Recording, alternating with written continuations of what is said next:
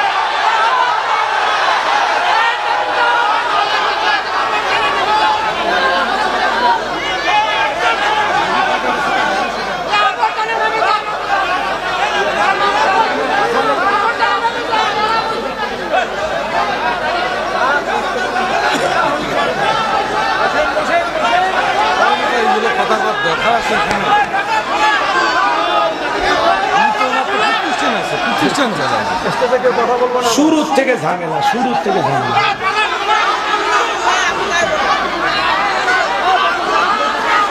ভাই বসেন, বসেন। আমরা সকলে শান্ত হয়ে যাই। আল্লাহর হস্তে আপনাদের তার হাত রেখে বলতেছি, আপনারা শান্ত হয়ে যান।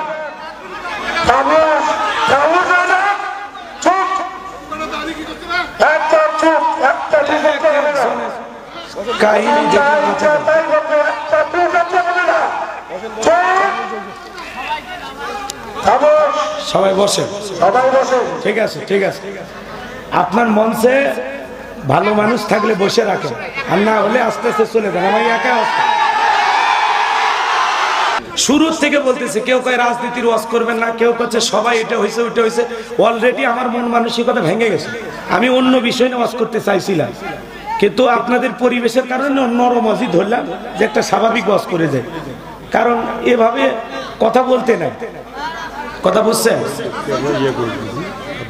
না বাজান? আমার কথা শোনেন, আমি আপনাদের ক্ষতি চাই না তো, আমি তো আপনাদের ভালো চাই, তাই না ভাই? এই যে বারবার রক্ত দিয়ে দেশ স্বাধীন করা হয়, এই যে জুলুম অত্যাচার হয়, কি কারণে হয়? এই যে আপনাদের এই দুর্বলতার কারণে মানুষকে এত এত প্রাধান্য দিতে নাই। আপনারা কার ভয় করেন? আল্লাহর ভয় বাদ দিয়ে মানুষের ভয় কেন আপনাদের? এটা কোয়া যাবে না, ওইটা কোয়া যাবে না, এই হয়েছে সে হয়েছে। রে ভাই, সমস্যাটা কি আপনার? হ্যাঁ, আমি বলবো বাক স্বাধীনতা নাই মানুষের। আমি কি কাউরে গালি দিছি, বাজে কথা বলছি? তো তাহলে খালি একটু অপেক্ষা করে তাকবীর দলিল লাগে তাকবীর। আমি এই জায়গায় এত বুদ্ধিজীবী আসছে ভাই, হিসাব ছাড়া। এই এলাকার ওয়াজ আর জীবনে না নেওয়াই ভালো, কারণ এই এলাকার মানুষের প্রচুর জ্ঞান। মিছে আমার দাওয়াত দিয়ে নিয়ে আসছেন টাকা পয়সা খরচ করে, কি দরকার? ওয়াজ শুনে বক্তার দাওয়াত দিবেন। আর আমি তো শুরুতেই বলে দিছি বাবা, কোনো ঝামেলা করা যাবে না। আমি প্রথমে একটু ধমক দিয়ে বললাম, তারপরে তো আপনারা সোজা হলেন। এদিক খেয়াল করেন, কিছু লোক আসে দেখতে মুসলমানের মতো, কিন্তু পুরোটাই মুনাফিক। এরা হক কথা সহ্য করতে পারে না। একটা ভালো কাজ কিভাবে নষ্ট করা যায় এই চেষ্টায় থাকে, কথা বলে ঠিক কিনা?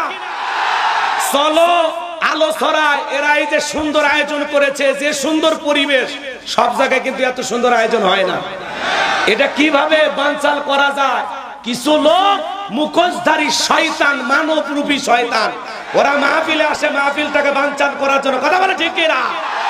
এই জন্য আমরা বলতে চাই, শোনেন, সূরা নিসা 61 নম্বর আয়াতে আল্লাহ তাআলা বলেছেন, নবী আপনি যখন মানুষকে আমার নাজিল হওয়া কিতাবের দিকে ডাকবেন, আমার বিধানের দিকে ডাকবেন, তাকায় দেখবেন এক শ্রেণীর মানুষ পাশ কেটে সরিয়ে যাবে, আপনার কাছেও ভিড়বে না। কঠিন পরিবেশের সময় আমরা মাহফিল করে লাইট বন্ধ করে ফেলে গেছি, কথা বলেন ঠিক কিনা? আমরা যেদিন থেকে কোরআনের ময়দানে কথা বলা শুরু করেছি, সেদিন থেকে জীবনটা আল্লাহর জন্য বিলিয়ে দিয়েছি, কথা বলে ঠিক কিনা?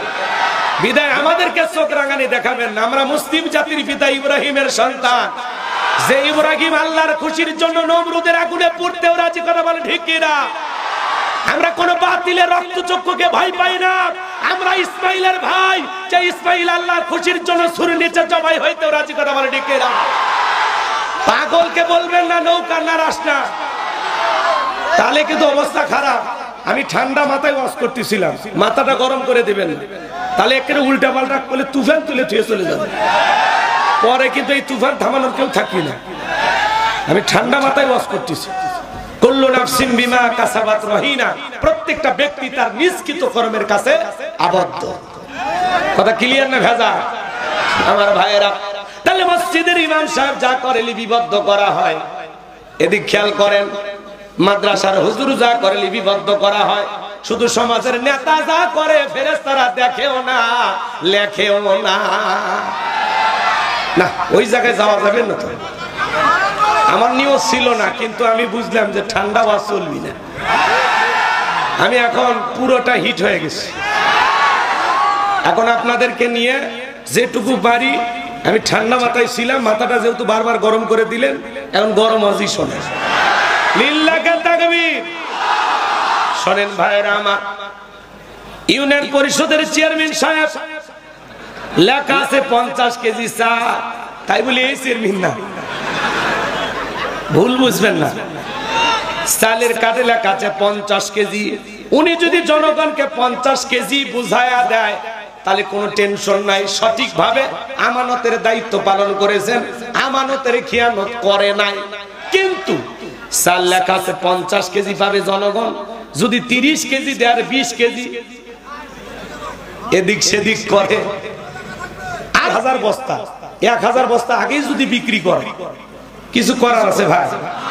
এই কথাগুলো বলতেছি ওনাদের উদ্দেশ্যে। তা চেয়ারম্যান হওয়ার পরে উনি যদি সমাজে সৎ কাজ চালু করতে পারে, ওনার কারণে এলাকায় যদি গান বাজনা বন্ধ হয়, এলাকায় যদি মদ জুয়া বন্ধ হয়, এলাকায় যদি অশান্তি বন্ধ হয়ে যায়, বিশৃঙ্খলা, খুন, টেন্ডারবাজি, চাঁদাবাজি এলাকায় যদি বন্ধ হয়ে যায়, ওনার কারণে এর উত্তম যাজা, এর উত্তম পুরস্কার চেয়ারম্যান সাহেবকে আল্লাহ কিয়ামতের ময়দানে দেবেন। কথা বলে ঠিক না? কিন্তু উনি নির্বাচিত হওয়ার পরে যদি এলাকায় নেশা বেড়ে যায়, অন্যায় অপরাধ বেড়ে যায়, জুলুম অত্যাচার বেড়ে যায়, নেশায় যুবকেরা আসক্ত হয়ে যায়, এই ব্যাপারে আল্লাহর কাছে ওনাকে হিসাব দিতে হবে। এমনও নেতা আছে নিজেই মাদকের ব্যবসা করে।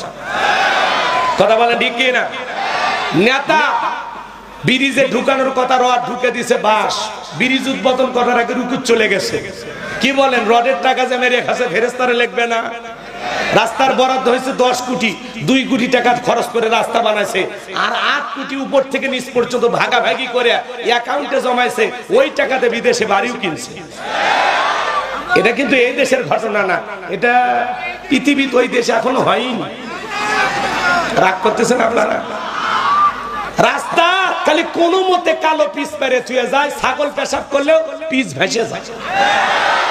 এই যে দুর্নীতি করে লুটপাট করে যারা 11 লক্ষ কোটি টাকা বিদেশে পাচার করেছে, প্রত্যেকটা টাকার হিসাব একদিন আল্লাহর কাছে দিতে হবে। 93 বিলিয়ন ডলার ঋণের বোঝা বাংলাদেশের মানুষের ঘাড়ের উপরে চাপিয়ে দেওয়া পালিয়ে গেছে। বড় বড় কথা বলতো এমপি মন্ত্রীরা, আজকে তাদের গ্যারেজে 5-10 কোটি টাকা দামের গাড়িগুলো পড়ে আছে, এমপি মন্ত্রী নাই। কথা বলেন না কেন? আছে না? হাজার হাজার বিঘা জমি জোর করে গরিব মানুষের কাছ থেকে দখল করে নিয়েছিল, সে হাজার হাজার বিঘা জমি পড়ে আছে, নেতা নাই। কথা বলেন, কথা বলেন। মন্ত্রীরা সব কোথায় গেল, এমপিরা সব কোথায় গেল, কোথায় কাদের কাকা, ওদের সারা দেশটা এখন লাগে ফাঁকা ফাঁকা। আইন মন্ত্রী আটকে গেল আইনেরই ফাঁকে, দাড়ি সারা দরবেশটারে ভণ্ড ভণ্ড লাগে। শুনেছি ভাই কত নেতা নেত্রী খাইতেছে ভাই ডান্ডা, বিচারপতি কালামানিকের ফাটিয়েছে নাকি আন্ডা। এটা আমার খবর না, মিডিয়ার খবর। এই বিচারপতি শামসুদ্দিন মানিক আল্লামা সাইদি হুজুরকে মৃত্যুদণ্ডের রায় দিয়েছিল। আমরা বলতে চাই, এই বিচারক নামের কুখ্যাত কালামানিককেও ওই একই ট্রাইব্যুনালে মৃত্যুদণ্ডের রায় দিতে হবে। বিচারপতি শামসুদ্দিন মানিক 116 জন আলেমের তালিকা করে দুদকের কাছে জমা দিয়েছিল। আমার রোল নাম্বার ছিল 23। কত নাম্বার? যারা আলেমদের তালিকা করেছিল, বিনা তালিকায় কলার পাতায় শুয়ে আছে। পুলিশ যা বলছে যে ভাই কলার পাতায় শুয়ে আছেন, ছাগল কোনটা খাইতেছে কোনটা খায়, বাঁচতে চাইলে জেলখানায় চলে। আমাদের বাংলাদেশের প্রধান বিচারপতি যিনি, তিনি সহ বেশ কয়েকজন বিচারক বলেছেন যে এই বিচারক মানিকের যে কলার পাতায় শুয়ে থাকা ছবি, এটা প্রত্যেকটা আদালতে, প্রত্যেকটা কোর্টের বারান্দায় যে বিচারকেরা বিচার করে তাদের পিছনে ছবিটা ঝুলিয়ে রাখা উচিত। এই ছবি দেখে যেন তারা বোঝে ন্যায় বিচার করলে বেঁচে যাবে, আর অন্যায় অপরাধ করলে কলার পাতায় হুইয়ে থাকবে। কথা বলে ঠিক কি না? বিচারকের নামে যারা এই দুনিয়ার জমিনে নিরীহ মানুষের বিরুদ্ধে উল্টা পাল্টা রায় দেয়, বিচারকের নামে যারা এদেশের সাধারণ মানুষকে বছরের পর বছর মিথ্যা মামলার আসামি বানায়া মিথ্যা রায় দিয়া একটা নিরপরাধ মানুষকে ফাঁসিয়ে দেয়, মনে রাখবেন বিচারকেরা যারা উল্টা পাল্টা বিচার করবে দুনিয়ার আদালতেই দেখেন কাঠগড়ায় দাঁড়াইতে লাগতেছে, আল্লাহর আদালতে ওদের কি বিচার হবে সময় বলে দেবে। কথা বলেন ঠিক কিনা? আল্লাহ যেন সমস্ত বিচারক যারা এই দেশে আছে ন্যায় বিচার কায়েম করার তৌফিক দান করেন। চিল্লা বলেন আমিন। পলকের ঝলক গেল, পলকের ঝলক গেল, থামিয়ে নেটের চাকা, কোন লাগে ফাঁকা ফাঁকা। কোথায় গেল সংসদেতে মমতাজের গান, কোথায় গেল হযরত বলা স্বামী মুসমান। 70 রাকাত তাহাজ্জুদ পড়তো, বিরাট বলা আল্লাহর ওলি দাবি করেছিল, 41 সাল পর্যন্ত টিকে থাকার স্বপ্ন দেখেছিল, কিন্তু 2024 সালের 5 আগস্টে ভাগ্যে কি আছে আল্লাহর ওলিরা জানতো না। মাইক পেলে বলতো খেলা হবে, খেলা হবে। আজকে পুরো বাংলাদেশের মাঠ করে আছে, কিন্তু ওরা নাই। আর একজন কথাই বলতে পারতো না, শক্তি তেমন একটা গায়ে ছিল না, তারপরেও ভেলটামি করিয়া ঠাট্টা বিদ্রুপ করে বলতো খেলা হবে। আছে উনি, আছে, সব পালাইছে। একে প্রধানমন্ত্রীর থেকে শুরু করে এমপি মন্ত্রী, আমলা কামলা, নায়ক গায়ক, পেওন, এমনকি ইউনিয়ন পর্যায়ের নেতা কর্মী পর্যন্ত পালিয়ে গেছে। পৃথিবীর ইতিহাসে এমন পতন আর কারো ঘটেনি। কথা বলে ঠিক কিনা? নেতা যদি পেট নীতি রাজনীতি করে, নির্বাচনের আগে সাইকেল কেনার টাকা নেই, মোটর সাইকেল কেনার টাকা নেই, আর নির্বাচিত হইয়া গাড়ি বাড়ি, বাপ রে বাপ, খালি রংপুরে বাড়ি না ঢাকায় পর্যন্ত বাড়ি কিনছে। এমন নেতা আছে বিদেশে বাড়ি, কানাডা, আমেরিকায়, টাকাকে জিব্রাইল দিয়ে গেছে। চেয়ারম্যান ভাই একচুল মন খারাপ করবেন না, এটা ওই সমস্ত দুর্নীতিবাজদের গায়ে লাগবে, সৎ মানুষদের গায়ে লাগবে না। কথা বলে ঠিক না?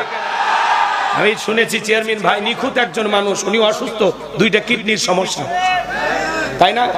আমাকে একজন বলল হুজুর একজন অমায়িক মানুষ। আল্লাহু আকবার। আমরা সৎ মানুষ চাই, যেই দলেরই হোক সৎ মানুষ আমাদের নেতা হবে।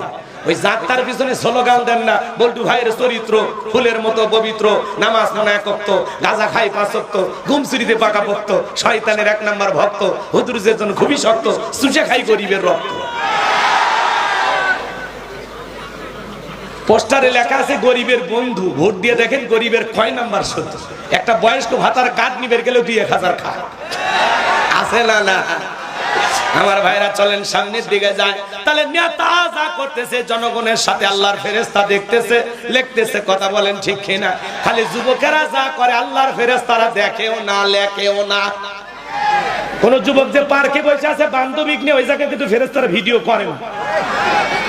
না, ফেরেশতাদের শরম নাই কি? পার্কে ফেরেশতারা যায় কি? এ যুবকে যা, তুমি কি মনে করো জঙ্গল প্রেম করার জন্য মঙ্গল জঙ্গলে কেউ দেখে না? ইন্নাল্লাহা লাতীফুল খবীর। গোপনের খবর কার কাছে? কার কাছে? শোনেন শোনেন যুবক, তোমরা যারা বিয়ে করছো, অনেক যুবক বিয়ে করে নাকের রুমাল দিয়ে যারা বিয়ে করতে যায়, বুঝবেন এর 2টা অপরাধ। 1 নাম্বার, এই শ্বশুরের কাছ থেকে যৌতুক নিছে, এই লজ্জায় শ্বশুর বাড়ির যেতে ওর কষ্ট হচ্ছে।